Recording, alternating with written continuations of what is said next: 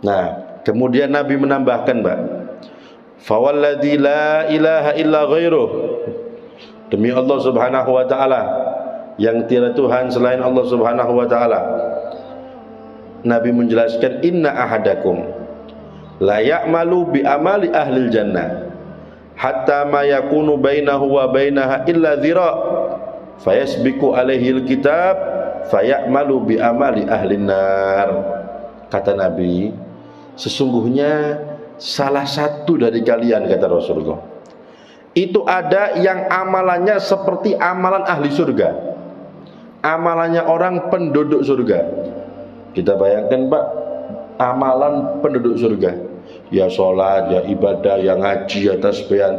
Oh, ini amalan penduduk surga kok ini ya. Tapi kata Rasulullah SAW, hatta ma yakunu bainahu wa bainaha illa dhira',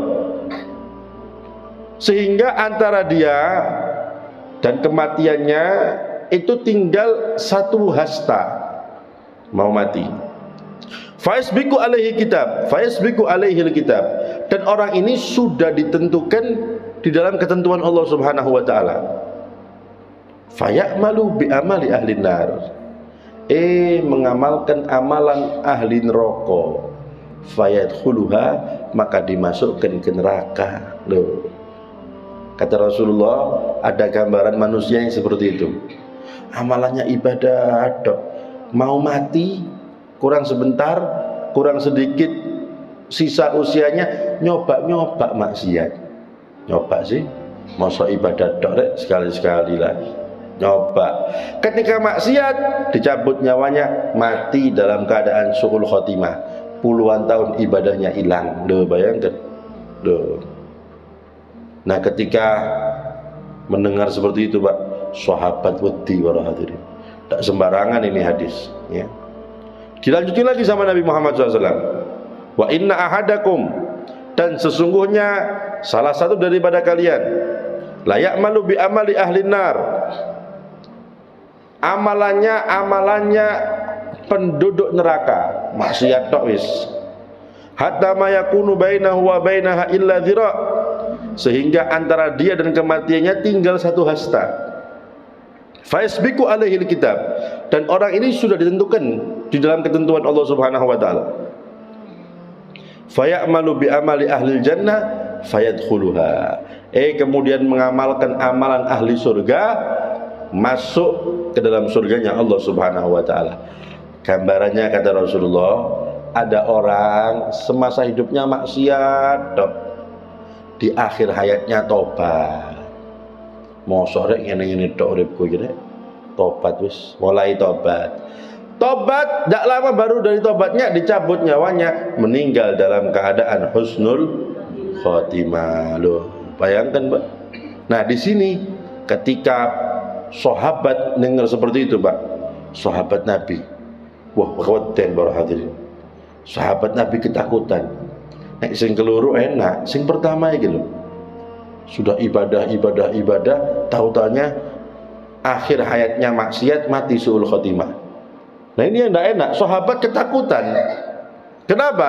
Karena sahabat mereka ibadah, berperang bersama Nabi, ibadahnya luar biasa, takut masuk kategori yang pertama itu. Ketakutan sahabat. Makanya sahabat wedi, Pak, dengar yang pertama itu, ibadah, akhir hayatnya meninggal dalam keadaan su'ul khotimah. Tuh, wedi sahabat. Kenapa? Karena sahabat betul-betul ketakutan, karena amalnya banyak. Sahabat itu wedi. Lah, coba kelolaan panjenengan nek wedi belas iki mangan ya. Kalau kita tidak takut ini loh, padahal karena emang gak ono amali ya, jadi tidak ditakutkan kan itu ya. Kalau kita biasa saja ngurungokno iki lho ya, paling subhanallah ngono tok ya. Kenapa? Karena kita gak ono amali ya, gak ono sing diwedeni kan gitu. Lah kalau sahabat para hadirin setiap malam tahajud, perang bersama Nabi. Wow.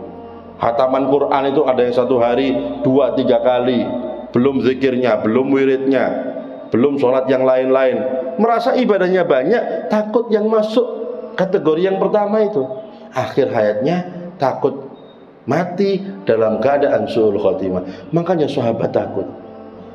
Maka ketakutan sahabat ini disampaikan sama Rasulullah SAW. Ya Rasulullah, kalau yang pertama itu bagaimana Kanjeng Nabi? Ya, Nabi mengatakan, wahai sahabat, kullun muyassarun lima khuliqalah, kata Rasulullah. Wahai sahabat, sesungguhnya manusia itu dia akan diciptakan sesuai dia hidup. Ya. Maksudnya kalau diciptakan untuk surga, maka dia hidupnya akan mengamalkan amalan ahli surga. Manusia itu akan digampangkan sebagaimana diciptakan. Jadi para hadirin, orang itu kalau memang takdirnya penduduk surga, itu digampangkan oleh Allah untuk ibadah. Enteng ibadah, enteng ngaji, tanda berarti ini calon penduduk surga. Kenapa? Karena mudah mengamalkan amalan ahli surga.